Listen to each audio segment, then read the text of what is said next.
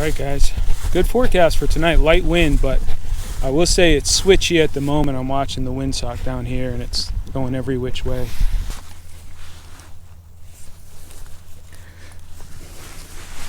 The wind has been strong here lately, and we haven't had much flying time in the last week and a half or so.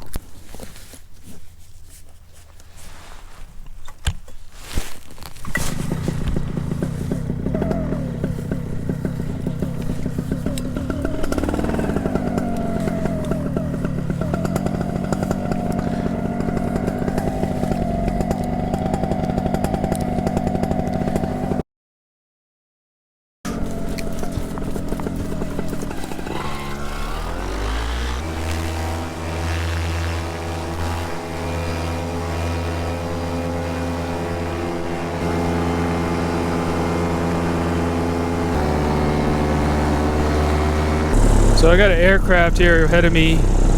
Don't know if it's a plane or a helicopter.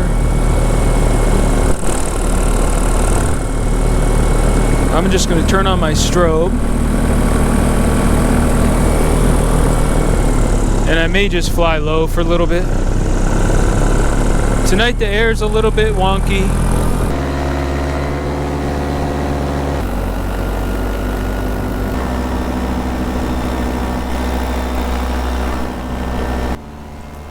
So I'm enjoying all the colors on the landscape. It's really starting to feel like fall here in North Carolina. I was looking for a lake, but I never quite made it that far on this trip. On my flight back, I saw this neighborhood with a huge field in the center. I thought they must have designed that with the expectation that paramotor pilots should launch and land right here.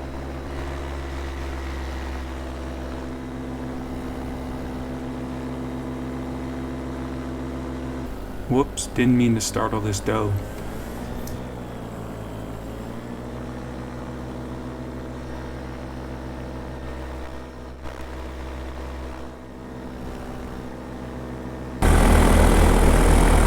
I had to inspect the cotton crop.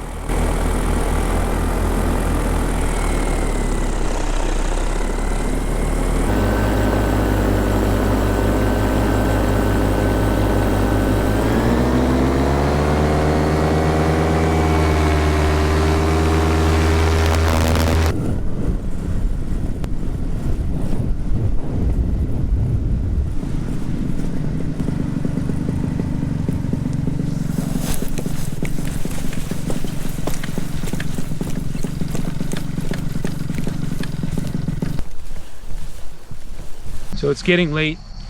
Had a nice little flight. I hadn't been up in probably a week and a half, so it felt good to get in the air, but tomorrow morning is going to be even more smooth. So I think what I'm going to do is find a place over here by the tree line, set up a little tent, camp out for the night, and then in the morning I'll get a flight in. So about 5 months ago I ordered a camper. They told me it would take about 4 months to build it, but it's been delayed because of the supply chain stuff that basically everybody's experiencing. If I go to fly-ins, I'll have a camper now. I'm going to be doing a lot more outdoor adventure kind of stuff. I'll be able to strap all kinds of adventure stuff onto this camper. Kayak, mountain bike. I'll have a place inside where I can ratchet down the paramotor. I'm going to create another channel where I'm going to share a bunch of that stuff. It's getting late, it's getting dark, so I might as well set it up and get some food going.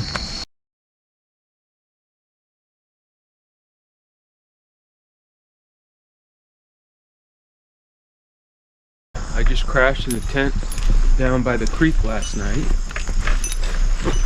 It's dead calm this morning, so it is quite cloudy, just a little bit before sunrise here. So let's get up there, see what it looks like.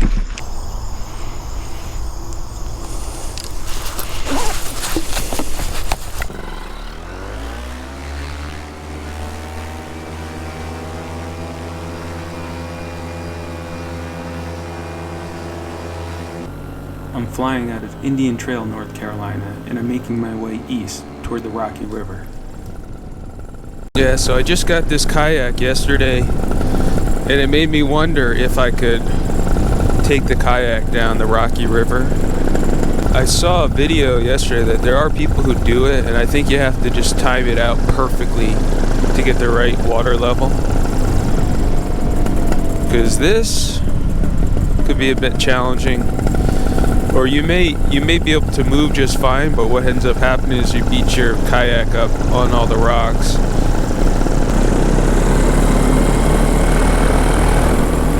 This is cool here where you have some landable options, but I think I'm going to have to climb.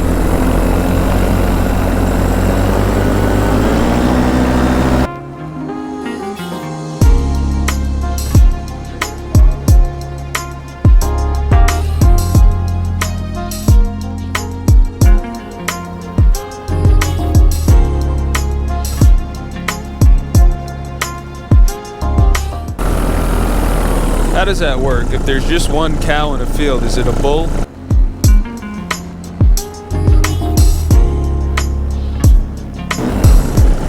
Just looking to see if there's a place there where you could put in a kayak or something. Maybe. Nothing very easy. I know there is an area, little river park and a boat launch.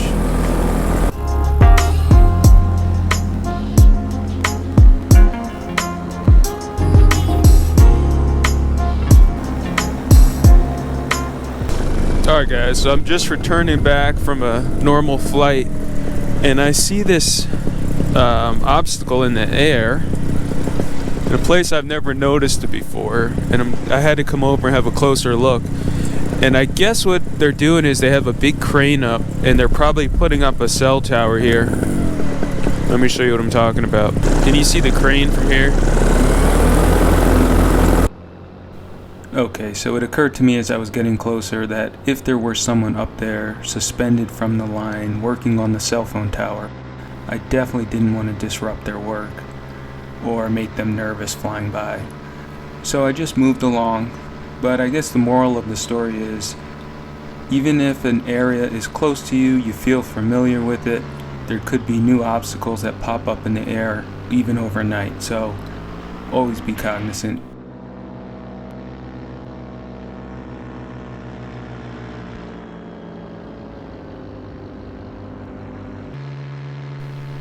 I really do love exploring the area, checking out some of these properties and spreads. Some of these landowners have little paradise right here in the Piedmont, North Carolina. And one more low pass through the field. I think this is tobacco. And finally I'm back at my field. The air is so still this morning that I'm just going to make one more pass right around the tree line without any worry about rotor this morning. I do get questions about landings from newer pilots. Of course, you slow the glider by flaring, pulling down on both brake toggles as you approach the ground. Newer pilots sometimes flare a little too early because they're afraid of their speed, but what ends up happening is you could drop the last 5 feet, and with 60 or 70 pounds on your back, it could be dangerous. So you really have to wait to the last moment to flare. I tend to feel my brakes and then increase the pressure as I'm just 1 or 2 feet off the ground. Good flight.